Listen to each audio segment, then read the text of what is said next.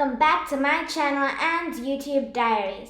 So today you must be wondering why I'm standing here.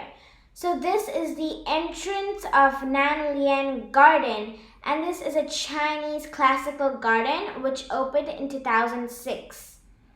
Before we start today's exciting tour, please make sure to subscribe to my channel and hit the bell icon to get a notification when I post a new video.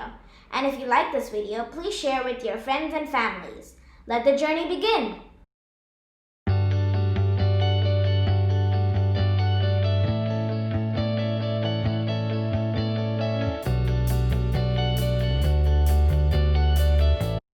But to get here, you need to know how to come, right? So let me tell you. To reach here, you have to come to Diamond Hill Station, which is located in the Kowloon district. Then, take the exit C2, and from there it's just a 5 minutes walk. This garden covers an area of about 3.5 hectares and is designed in the Tang Dynasty style. Pretty cool, right? So this is the entrance arc, and you can see the lovely pattern used to elevate the usual woodwork. The Nan Lian Garden is a beautiful and serene space literally in the middle of the concrete jungle of Hong Kong. Also, this is rated one of the top 10 tourist attractions in HK and is open from 7 a.m. to 9 p.m. And the admission is free of cost to enjoy the beauty of this magical place. You may require at least an hour and a half to tour the whole garden. Can you imagine in Hong Kong, such a hustling and bustling city, you find such a peaceful garden over here? It's almost surreal, isn't it? It was amazing to see how every piece of land, rocks, trees, and water is placed according to the rules of Tang style in this garden. Beginning in the Tang Dynasty, Chinese architecture has had a major influence on the architectural styles of Korea, Vietnam, and Japan. From the Tang Dynasty onwards, brick and stone architecture gradually became more and more common, which replaced wooden structures. The Nan Lian Garden was a joint project of the Jilin Nunnery and the Hong Kong government. It opened to the public on November 14, 2006.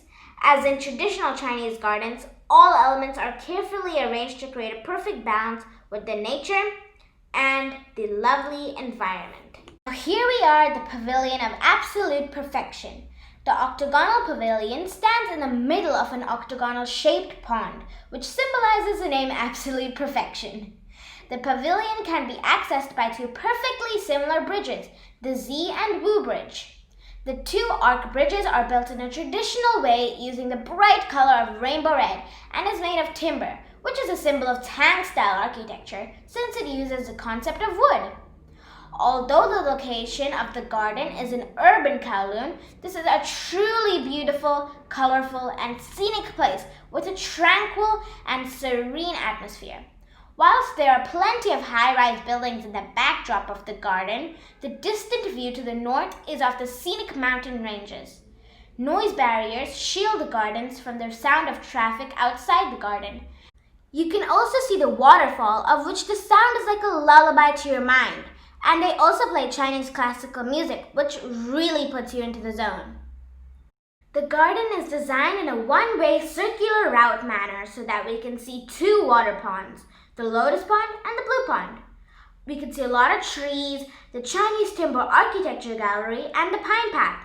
At the end of the garden, there is a souvenir shop, a restaurant, and a Chinese tea house. Now let us visit the Blue Pond. On the way to the Blue Pond, we can see untampered rocks put in a lovely formation, and then the amazing trees, which gives you a sense of relaxation. This is a good place to come if you want to escape from the hectic heartbeat of everyday life. My parents love to come on winters over here as it does get a little chilly, which soothes you even more. As you walk a lazy lap around the garden, you can see small ponds filled with bright and colorful fishes and trees which sway in the breeze. These paths will make you wander without your will, but it's definitely worth it. We are now entering Shanghai Xuan, meaning a house embracing a sea of fragrance, which is flanked on one side by Fragrance Hill with its sweet-scented trees, including osmanthus, lily, and orange jasmine. Xuan, I don't really know how to pronounce that, but those Mandarin classes are definitely paying off. Shan is fronted off by a central courtyard in Tang style, with Ying Shan roofs made of grey tiles and surrounded by a quadrangle with green lawn, ancient trees, and rocks. The inner room contains a multi-purpose hall which is hired out for art exhibitions, musical performances, and seminars. A short distance between Shanghai Xuan is a blue pond stocked with koi fish and with rocks and water features. The lunar reflection terrace and pagoda tree pavilion on the pond's edge allows visitors to have the opportunity to unwind and enjoy the pond and reflections of buildings on the opposite side. You get a lovely view compared to the city side, and you can see the contrasting colors between the trees, which is really a treat to the eyes. Now I can see a waterfall ahead of me, and remember how I said lazy laps? Yeah, that's exactly what I'm doing. And the sound of the water, it's just so fresh. So I'm coming a little closer and oh my god, can you see that?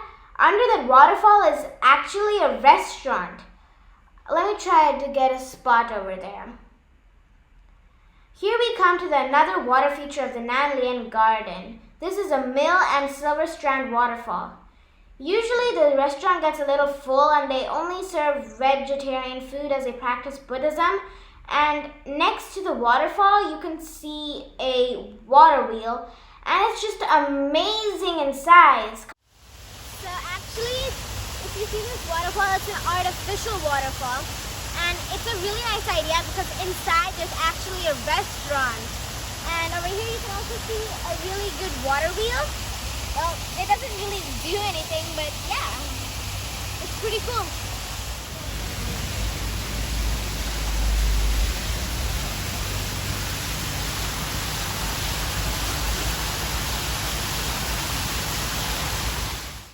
So now I'm just passing by the tea shop and the souvenir shop.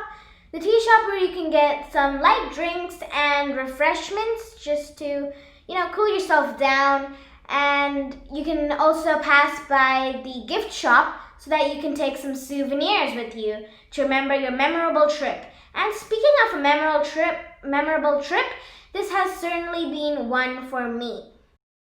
So like I said, it's just like a circular route, so that is why now I ended up being on the other side of the pavilion of absolute perfection.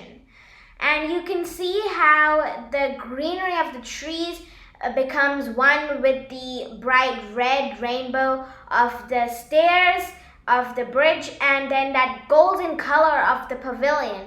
It's just so nice, and it's definitely a treat to the eyes. So this behind me is a Chinese timber architecture place, so we're going to go inside and check that place out.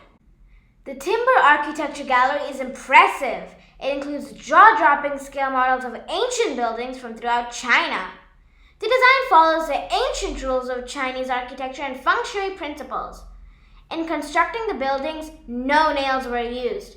Instead, a traditional technique of bracketing and dowels, which is a special interlocking system, is used to hold the timber structures together, and only natural materials such as clay, stone, and wood were used. This pagoda appears to have 5 levels, but actually is 9, and the pagoda is in like a sort of octagonal shape. So this is the Nanshan Monastery of Shanxi Province in China, and this is a 1:10 scale, but it looks so amazing because it's so big. So apparently it must have taken a long time to make. So now we're gonna head upstairs and check out the Lotus Pond Garden. Qilin Nunnery is a large Buddhist temple complex.